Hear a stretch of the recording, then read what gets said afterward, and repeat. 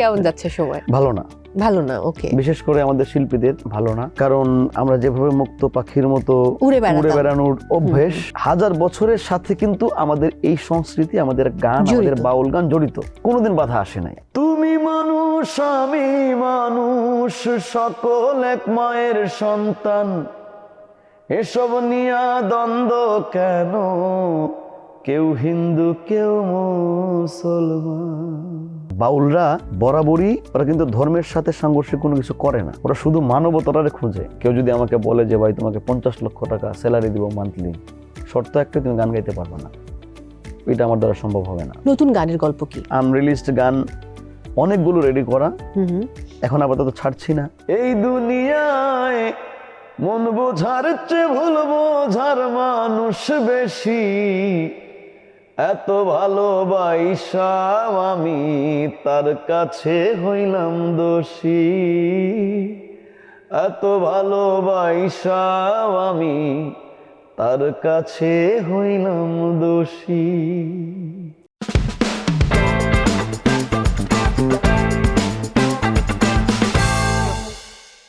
প্রিয় দর্শক, সবাইকে ওয়েলকাম করছি আইসিসিএল প্রেজেন্স টিবিএস স্পটলাইটে। সঙ্গে আছি মৌ, আর আজ আমার সঙ্গে যিনি আছেন দর্শক, তিনি গানের পাগল, সুরের পাগল। তিনি হবিগঞ্জের সন্তান।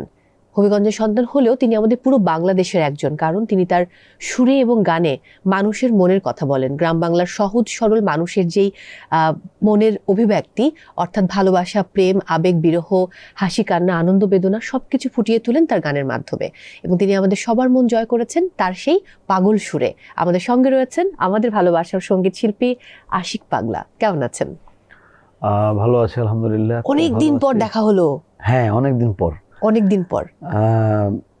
টিবিএসকে ধন্যবাদ যে চমৎকার একটা আয়োজন করার জন্য এবং আমাদেরকে নিয়ে আসার জন্য। আপনাকে তো সবসময় শুধু লাইভে দেখি যে লাইভে আপনি শো করতে যাচ্ছেন, এবং আমরা লাস্ট শো করলাম দেশের বাইরে 2023 ছিল, 2023-এর জানুয়ারিতে। হ্যাঁ, সৌদি আরবে আমরা গিয়েছিলাম একসঙ্গে শো করতে। সেটা হলো ঐতিহাসিক শো। এই শোয়ের গল্প শুরু করলে আজকে পুরো মানে প্রোগ্রাম শেষ হয়ে যাবে। প্রতিটা মুহূর্ত হচ্ছে আমাদের কি বলে এন্টারটেইনিং, না অ্যাডভেঞ্চারাস। এক্স্যাক্টলি, এবং প্রত্যেকটা এমন এমন গল্প যে পুরো মানুষ, আমাদের অভিজ্ঞতা শেষ নেই। ওই অভিজ্ঞতার গল্পে না যাই, বর্তমান সময় চলে আসি। কেমন যাচ্ছে সময়? সত্যি কথা বলবো, হ্যাঁ সত্যি ভালো না। ভালো না। ওকে, বিশেষ করে আমাদের শিল্পীদের ভালো না, কারণ আমরা যেভাবে মুক্ত পাখির মতো উড়ে বেড়ানোর অভ্যেস, সেই হঠাৎ করে যেন সেই আমাদের এই পথে বা এই ওড়ার পথে একটা বিশাল বড় একটা বাধা, একটা মানে এটা কি বলে যেন অশরীরী একটা বাধা। ধরো কিছু বাধা আমরা দেখতে পাই, কিছু বাধা দেখতে পাই না, অদৃশ্য একটা বাধা। এবং বারবার আমাদের মাঝখানে আমাদেরকে মুখোমুখি করা হচ্ছে ধর্মের বেড়াজালে, ধর্মের মুখোমুখি আনা হচ্ছে, যেটা আসলে কোনোভাবেই কাম্য নয়। গত 1.5 বছরে আমি আমার দিক থেকে বলি, আমরা ভাই প্রফেশনাল শিল্পী। আমি গান গাইতে পারলেই আমার পেটে ভাত আসে, গান গাইতে না পারলে আমার ইনকাম বন্ধ। এবার যেটা হচ্ছে যে গানের প্রোগ্রামের বায়না নেওয়ার পরেও গান হচ্ছে না, শো ক্যান্সেল হচ্ছে। হ্যাঁ, শো করতে দিবে না, বাধা আসছে, হয় থানায় আসছে অথবা অন্য কোনো জায়গা থেকে আসছে যে গান বাজনা করতে দিব না, এটা হারাম। হ্যাঁ, তো এইভাবে যদি সিচুয়েশন আসে বা চলতে থাকে, বিশ্বাস করেন আমরা গান কতদিন গাইতে পারবো আমি জানি না, আমি কনফিউজড। এটা হচ্ছে সত্যি কথা। আর যদি বলি যে হ্যাঁ ভালো আছি, খুব ভালো আছি, এটা মিথ্যে কথা। একেবারেই তাই। এটা এই পরিস্থিতি থেকে উত্তরণের পথ কি বলে একজন শিল্পী হিসেবে আপনি মনে করেন? যদি এটা খুবই কমন প্রশ্ন, এটা উত্তর আমাদের সবার জানা। এখন বলি, আমাকে অনেকেই বলেন মিডিয়াতে ঠোঁটকাটা মানুষ, আমি যেটা ভালো স্পষ্টবাদী। এখন শিল্পীদের বোঝা উচিত, এটা হোক অভিনয় শিল্পী, হোক চিত্রশিল্পী, হোক নাট্যশিল্পী, হোক কণ্ঠশিল্পী, হোক যন্ত্রশিল্পী, শিল্পীদের বোঝা উচিত যে কোনটাতে তার ভালো, কোনটাতে তার মন্দ। একদম। আমার 1.5 বছরের অভিজ্ঞতা যদি আমি বলি, যে আজকে আমার এই বাংলা ভাষার বয়স 52 সাল থেকে, তো ধরো এইদিকে 48, এদিকে 26, তাও কিন্তু কম না। বাংলাদেশের হিসাব যদি করি, বাঙালিদের হিসাব করি, তাহলে 1000 বছরের ইতিহাস আছে। এই 1000 বছরের সাথে কিন্তু আমাদের এই সংস্কৃতি, আমাদের গান, আমাদের বাউল গান জড়িত। আমি স্বীকার করি সব জায়গাতেই ভালো মন্দ আছে, গানেও ভালো মন্দ আছে। আমার প্রশ্নটা হচ্ছে, আপনি ভালোটা নেন, খারাপটা বর্জন করেন, কিন্তু আপনি ঢালাওভাবে সব বর্জন করে দিবেন যে সব হারাম, এটা তো হয় না। আমার একটা প্রশ্ন কিন্তু থেকে যায় যে যারা এইরকম ভাবে বলেন, আদৌ তারা কতটা ভালো মানুষ? কারণ আমরা তো খুবই মুখোশধারী মানুষ হই, বলি একটা করি আরেকটা। এখন আমি এখন অতটা স্পষ্ট করে হয়তো বলতে পারছি না অন ক্যামেরাতে। না, স্পষ্ট করে বলা উচিত, কারণ এই দেশটা তোমারও যেমন আমারও তেমন। আমার কথা হচ্ছে ভাই, এটা 2026 সাল রানিং, এখনো আমরা সেই গোরামিতে পড়ে আছি। ভাই আমি তো নামাজ পড়ি, আমি আল্লাহর নাম নেই। আমি এই প্রসঙ্গটাতে আসতে চাই আশিক ভাই, অনেক মানুষ যারা নির্বোধ, সো সরি শব্দটা ব্যবহারের জন্য, তারা মনে করেন যে যারা আমরা মিডিয়াতে কাজ করি তারা আমরা ধর্মকর্ম করি না, আমরা নামাজ পড়ি না, আমরা রোজা রাখি না, আমরা কোরআন পাঠ করি না, আমরা কিছু করি না। এই বিষয়টা নিয়ে আপনার কি মন্তব্য? আসলে একটা কথা বলি, যেমন একটা ছোট গল্প আছে। গল্পটা হচ্ছে, আমাদের ভৈরবের ব্রিজটা যখন হয়, তখন ভৈরবের ব্রিজের নিচ দিয়ে একটা ছোট্ট ডিঙ্গি নৌকা যাচ্ছে। ওইখানে ওই নৌকাতে 2টা মহিলা ছিল। একজন উপরের দিকে তাকায় বলে, ও মায়া গো, দেখছো কত বড় ব্রিজ। তো পাশেরটা বলতেছে কি যে, ব্রিজ হইব না, জানোস কত টাকা লাগছে বানাইতে? কত? 1 লাখ টাকা। এখন এটা তো একটা শিক্ষা আছে, ওই মহিলার কাছে 1 লক্ষ টাকা হলো সর্বোচ্চ টাকা। এক্স্যাক্টলি, ওই মহিলার কাছে 1 লক্ষ টাকা হচ্ছে সর্বোচ্চ টাকা। সে জানেও না যে 500 কোটি 1000 কোটি টাকা বা কোটি টাকা থাকতে পারে। তো দোষটা তো ওনার না। এখন তুমি যেই গণ্ডিতে হাঁটছো, তুমি মনে করছো যে তোমার সীমানাটা এই, কিন্তু পৃথিবীটা এত ছোট না। এখন আমার হাতের মুঠে, আমার পকেটে আমার পৃথিবী, আমার মোবাইলে আমি যা ইচ্ছা পৃথিবীর যে কোনো প্রান্তের খবর আমি নিতে পারছি, ঠিক না? আমার কথা হচ্ছে ভাই, আপনি চোখটা শুধু এই সার্কেলে না রেখে আপনি সারা পৃথিবীতে দেন না, আপনার জ্ঞানের পরিধি বড় হবে, আমরা কোথায় বাস করছি এটা আপনি বুঝতে পারবেন। এক্স্যাক্টলি। আর সব কিছুর মানে রুলারটা চলে আমাদের উপরে। যা কিছু হোক সবসময় শিল্পীরা ক্ষতিগ্রস্ত হয়। আমি বলি, আমার মা খুব পরহেজগার মানুষ, আমার আব্বা ছিলেন খুব পরহেজগার মানুষ, আমি একজন সৈয়দ সাহেব মানুষ, এবং আমরা মানে আমাদের বাড়িকে বলা হয় সাহেব বাড়ি। হ্যাঁ, খুব একটা সম্ভ্রান্ত পরিবারের মানুষ আমি। ধর্মকর্ম সারা জীবন ধরে আমরা ধর্মকর্ম করতেছি। আচ্ছা, আমি তো লা ইলাহা ইল্লাল্লাহু মুহাম্মাদুর রাসূলুল্লাহ পড়ছি, আমি আল্লাহ মানছি, নবী মানছি, হাদিস মানছি, কোরআন মানছি। আমার ইসলামের 5টা স্তম্ভ, কালেমা, নামাজ, রোজা, হজ, যাকাত আমি মানছি। তো যারা এগুলো টোটালটাই মানে না, তাদেরকে বলেন না। এখন আমি অনুরোধ করব যে, যেহেতু বাংলাদেশ এটা আমার দেশ, এটা আমার বাপের খেল্লা দেশ, আমরা যদি বলি, ঠিক না? এখানে আমরা বসবাস করব, কিন্তু গোরামি থেকে আমাদেরকে বেরিয়ে আসতে হবে। আবার অন্য ধর্মের মানুষকেও যে আমরা ভয়ানক অবস্থায় ফেলবো, সেটাও কিন্তু এই কথাও আমাদের ধর্মে এটা ইসলাম বলে নাই, না, কখনোই বলে নাই। এবং ইসলাম হলো বর্তমানে যত ধর্ম আছে সব থেকে শান্তির ধর্ম, এবং সব থেকে বৈজ্ঞানিক ধর্ম, এবং সব থেকে আধুনিক ধর্ম, এবং যুক্তির ধর্ম।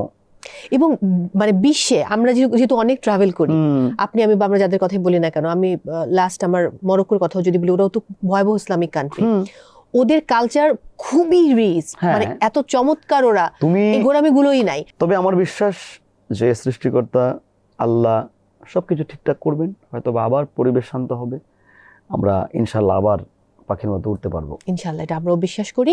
আমি যেহেতু একটু মানে কন্ট্রোভার্সিয়াল কথাবার্তাই হচ্ছে, আমি এই ধরনের টপিকেই থাকতে চাই। আপনার রেস্টুরেন্ট হবিগঞ্জে, বাউলঘর রেস্টুরেন্ট, যে রেস্টুরেন্ট নিয়ে মাঝখানে কিছু নেগেটিভ কথা, মানে একটা গ্রুপ বা একটা দল প্রচার করেছিল, সেটা নিয়ে আমরা অনেকে দেখেছি আবার পজিটিভ পোস্ট করতে, যারা আসলে সঠিক মানুষ বা আপনার কাছের মানুষ আপনাকে জানেন। এই বিষয়টা নিয়ে আজকে আপনার দর্শক শ্রোতা যারা আছেন তাদের উদ্দেশ্যে কিছু বলার আছে? আমার রেস্টুরেন্টটার নাম হচ্ছে বাউলঘর। বাউলঘরটা শহর থেকে প্রায় 7 কিলোমিটার দূরে। তো শহর থেকে 7 কিলোমিটার দূরে গ্রামীণ পরিবেশে কেউ, টাকা তো অনেকেরই আছে, কিন্তু কেউ কল্পনাও করেনি যে এখানে রেস্টুরেন্ট হবে, এখানে মানুষ আসবে। আমি যখন ওইটার কাজ করি, কনস্ট্রাকশনের কাজ যখন চলে, তখন আমি রাস্তায় একটা পিলার ফালানো ছিল, পিলারে বসে থাকতাম রোদের মধ্যে। তো মানুষ তো সবাই চিনে, যেই মোটরসাইকেলে যেত, ভাই এখানে কি, ভাই রেস্টুরেন্ট করব। তো আমার দিকে তাকায় এমন ভাবে একটা ভাব করতো যেন আমার থেকে বোকা মানুষ পৃথিবীতে নাই। হ্যাঁ, ওরাও আসছে এত কিছুর পরে, এত কন্ট্রোভার্সি, এত কিছু, আমি না বুঝিও না আসলে কি হচ্ছে এগুলা। হ্যাঁ, পরে বুঝলাম যে রেস্টুরেন্টের নামটা যে বাউল ঘর দিছি, এটা হচ্ছে মেইন প্রবলেম। আমি একটা ফুলের বাগানের মতো একটা রেস্টুরেন্ট করছি, যেটা তুমি দেখলে তোমার চোখটা জুড়িয়ে যাবে, এত চমৎকার একটা জিনিস। তো আমি সবসময় করি কি, যে কোনো একটা বিষয়ে আগে পজিটিভটা বের করি। তো যে জায়গাটাতে রেস্টুরেন্ট, এইটা এখানে ডাকাতি হতো, আমাকে আমাদের পুলিশ সুপার ডেকে বললো যে আশিক ভাই আপনাকে ধন্যবাদ, আপনি আমাদের দায়িত্ব কমিয়ে দিয়েছেন। বাহ, দুর্দান্ত। তো এখন প্রশ্ন হচ্ছে, যেই জায়গাটাতে, এটা কিন্তু আমার এলাকা, আমার ইউনিয়ন, আমার গ্রামের বাড়িতে, হ্যাঁ, তো আমি যে জায়গাটাতে, আমি ওই গ্রামের মানুষ হয়ে রাত্রে 8টার পরে রাস্তাতে যেতাম না ভয়ে, আজকে এই রাস্তাতে সারা রাত আলো জ্বলে। হ্যাঁ, আচ্ছা, এখন প্রশ্ন হলো অসুবিধাটা হচ্ছে কাদের? যারা ডাকাত, তাদের, যাদের প্রফেশনে ভাটা পড়ছে, বা যারা আগে মানে এই কাজগুলো করতো এখন করতে পারছে না, তাদের। তো আমি কোনো কথাই বলি না এই বিষয়টা নিয়ে, কারণ আমাকে যারা চিনেন, আমাকে যারা জানেন, এরা জানে আমি কেমন মানুষ। আমি একদম চুপ ছিলাম, এবং সৃষ্টিকর্তা মনে হয় যে আমার জন্য ভালো কিছুই রেখেছেন। এবং প্রথম কিছু একটু ঝামেলা পোহাতে হয়েছে আমাকে। এখন আবার মানুষ যখন দেখলো যে না, এগুলা যা ফেসবুকের লেখালেখি হয়েছে এগুলো আসলে মিথ্যা, এখন আবার মানুষ সে আগের মতো যাচ্ছে। আমার দেশের সংস্কৃতি অনেক রিচ। তুমি যদি বলো বাউল গান, আমার দেশীয় সংস্কৃতি আমার কি আছে, তুমি বলতে পারবা যে আমার বাউল গান আছে, ঠিক না? এক্স্যাক্টলি। এবং এত মধুর, এত চমৎকার বাউল গান পৃথিবীর কোথাও নাই, ফোক সং যেটা। হ্যাঁ, একদম একদম। এখন আমার এই দেশটাই কিন্তু বাউলের। তুমি আমার অঞ্চলে যাবা, ওইখানে যে বয়াতি গান হয়, রাত্রে 10টায় শুরু হয়, ফজরের আজানের আগে শেষ হয়। তুমি দেখবো সারা রাত মানুষ বসে থাকে গান শোনার জন্য। তো এই মানুষগুলা কি মুসলমান না? এরা তো নামাজ পড়ে। কিন্তু আমরা যখন গান গাই, আমরাও প্রথম সৃষ্টিকর্তার নাম নিয়ে গান শুরু করি, তারপরে নবীর শান গাই, তারপরে স্তরে স্তরে বিভিন্ন ধরনের আমরা এটাকে কি বলে, মানে আমরা ধর্মের মধ্যেই থাকি। এখন গানের মধ্যে কি খারাপ নাই? অবশ্যই খারাপ গান আছে। তুমি যখন খারাপ গানটাকে খারাপ বলবো, এটা আমিও তো মানবো, কিন্তু তুমি ঢালাওভাবে সবকিছু খারাপ বলতে পারো না, এটা উচিত না। একেবারেই তাই। আমরা এই প্রসঙ্গ থেকে বের হয়ে আসি, একটা গান শুনি, তারপর আমি মূল গল্পে ঢুকি, আপনার গল্পে ঢুকবো। আব্দুল করিমের একটা গান আছে, তুমি মানুষ আমি মানুষ সকল এক মায়ের সন্তান, এইসব নিয়ে দ্বন্দ্ব কেন, কেউ হিন্দু কেউ মুসলমান। বাহ, চলেন শুনি ফেলি। তুমি মানুষ আমি মানুষ, তুমি মানুষ আমি মানুষ সকল এক মায়ের সন্তান, এসব নিয়ে দ্বন্দ্ব কেন, কেউ হিন্দু কেউ মুসলমান। Welcome to ICCL. ICCL is ready to elevate your experience, be it a socio-cultural celebration, a corporate event, or any special gathering, making each moment truly memorable.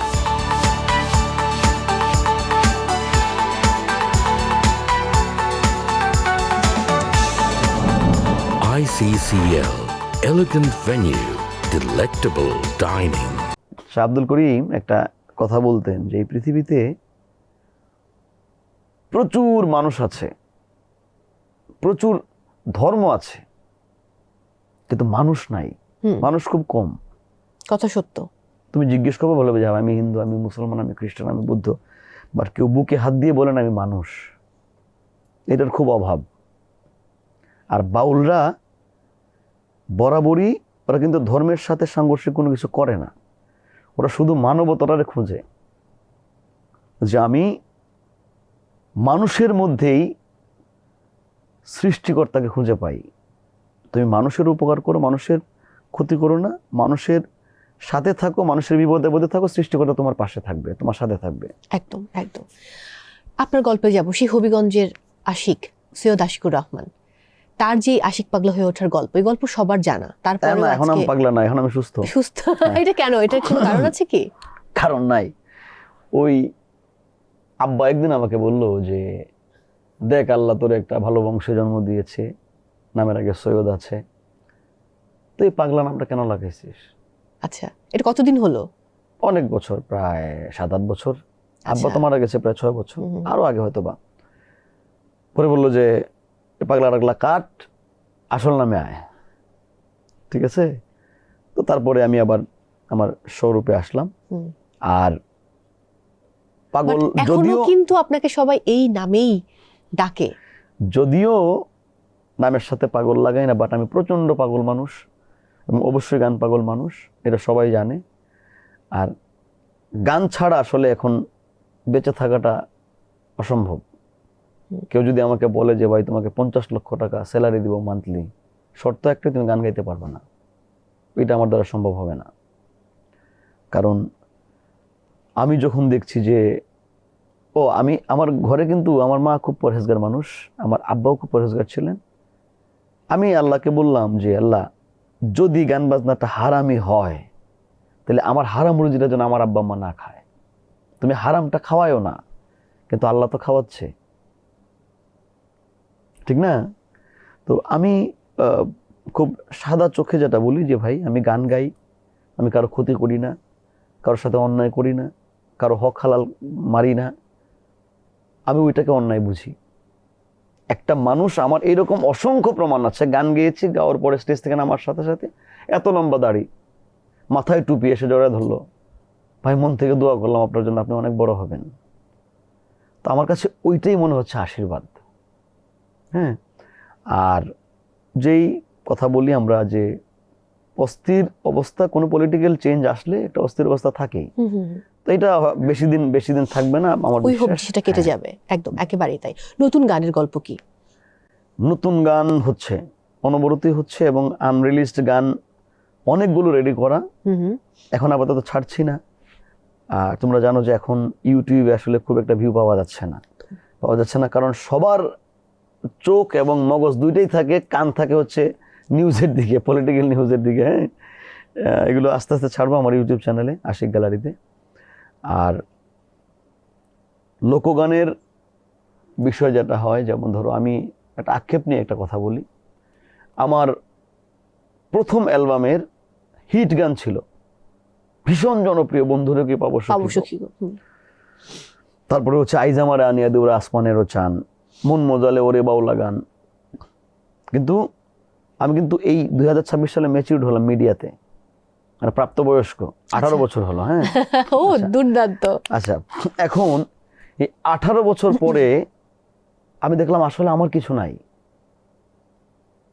বন্ধুরে কি পাবো সখী কার গান? আব্দুল করিমের গান। আইজামারে আনিয়া দেউরা আসমানেরও চান কার গান? একে আনাম সাহেবের গান। আমার গান কই?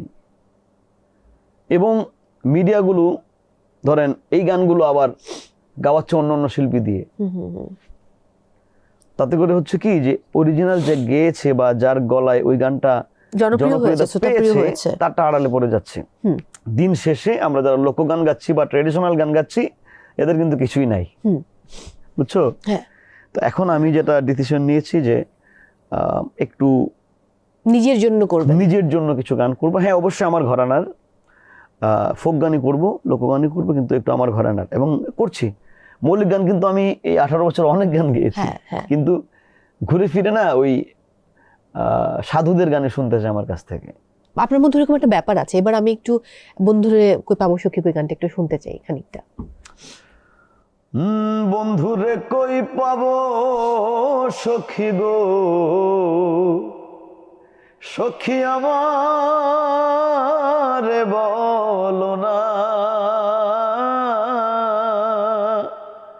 আমার বন্ধু বিনে পাগল মনে বোঝাইলে বোঝে না, আমার বন্ধু বিনে পাগল মনে বোঝাইলে বোঝে না। Thank you. আমার জন্য কি একটা বারি সিদ্দিকীর গান গাওয়া যাবে? চন্দ্র সূর্য যত বড় মনের দুঃখ তার মনে রইল। মনের দুঃখ মনে রইল রে। হ্যাঁ, গাওয়া যাবে অবশ্যই, তোমার জন্য গাওয়া যাবে। তাইলে পুরো মুখটা কমপ্লিট করবেন। হ্যাঁ। মনের দুঃখ মনে রইল রে,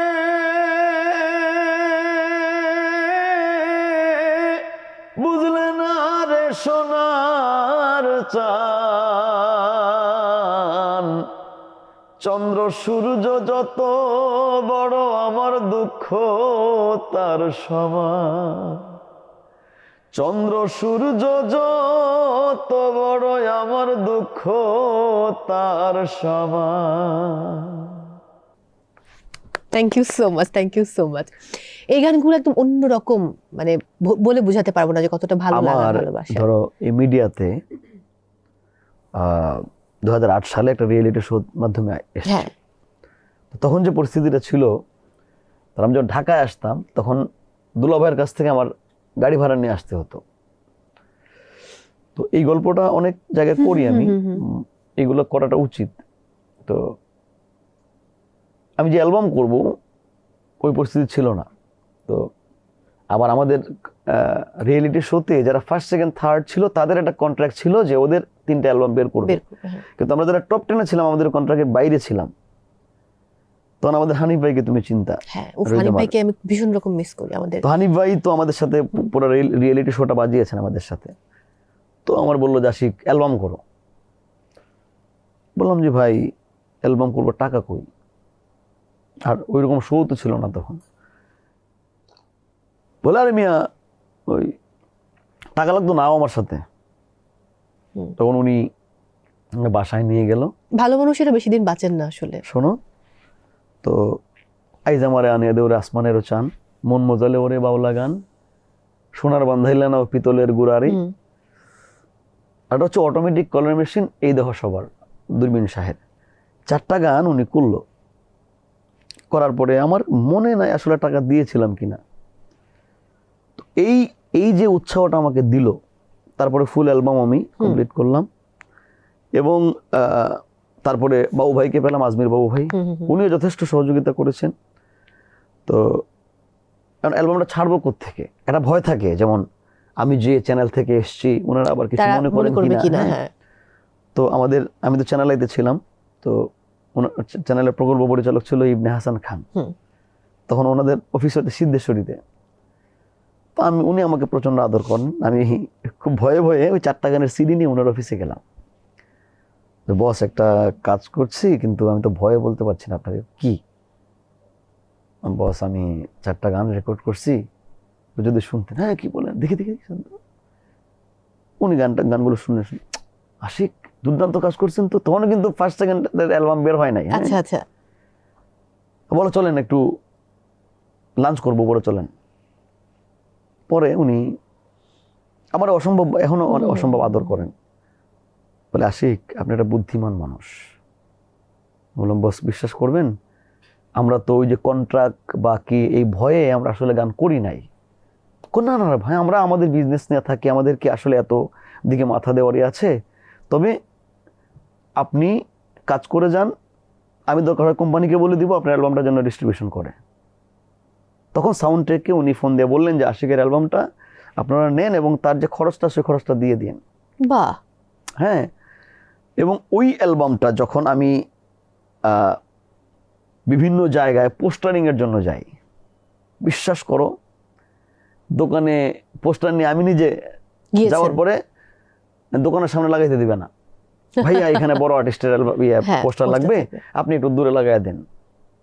তো ওইখানে ওই হয়তো একটা পিলারে অথবা কোনো একটা জায়গায় নিজে আঠা দিয়ে পোস্টার লাগিয়েছি। তো পরবর্তীতে 6 মাস পরে আবার দূর থেকে আমি গাড়িতে দূর থেকে দৌড়ে বেরিয়েছে, আশিক ভাই কই যান। দোষটা তো আসলে ওদের না। হ্যাঁ, তো এই গল্পগুলো হয় কেন, যে কিছু কোনো না কোনো একটা উপলক্ষ বা কোনো না কোনো একটা হেল্পিং হ্যান্ড লাগে, যেটা আমাকে হানিফ ভাই সাহসটা দিয়েছিলেন, বা বাবু ভাই আমাকে হেল্প করেছেন, বা ইবনে হাসান খান আমাদের হাসান ভাই, হাসান বস, হ্যাঁ, উনি যে সাহসটা আমাকে দিয়েছিলেন, যেই কারণে পরপর আমি এতগুলো অ্যালবাম করেছি। এবং ধরো তুমি যদি হিসাব করো, বন্ধুরও কি পাবো সখী, মাটির পিঞ্জিরা সোনার ময়না, আইজ আমার আনিয়া দেউর আসমানের চান, হেলায় হেলায় কার্য নষ্ট, 14 নম্বর বেয়াক্কেল, কলিজাতে দাগ লেগেছে হাজারে হাজার, তারপরে দে দে পাল তুলে দে মাঝে হেলা করিস না, নিজামুদ্দিন আউলিয়া, এই সবগুলো গান কিন্তু আমার আনা। কিন্তু তুমি চিন্তা করে দেখো, দিন শেষে সবাই গায় গান, সবাই গায়। True. কিন্তু আরেকটা জিনিস হয় কি, এখনকার যারা আমাদের পরবর্তী জেনারেশন যারা বা পরবর্তী যারা আসছে, এদের আবার ভক্তিটা কম। যেমন ধরো, পাগল মন মন রে মন কেন এত কথা বলে, এটা একটা লোকগান।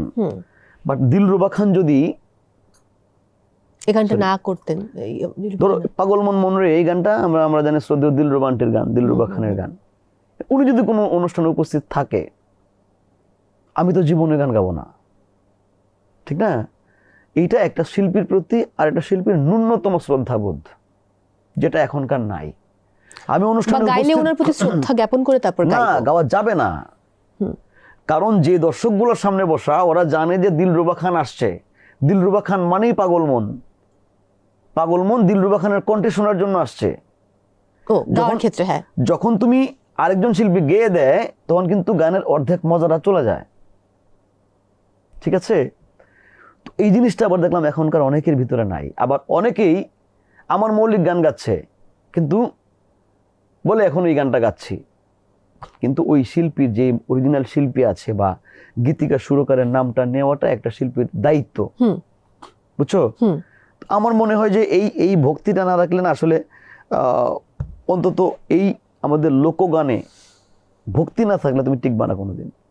হয়তো 1 বছর 2 বছর তুমি একটু উড়বা, একটু ঘুরবা, ইনকাম করবা, কিন্তু স্টে করতে পারবা না।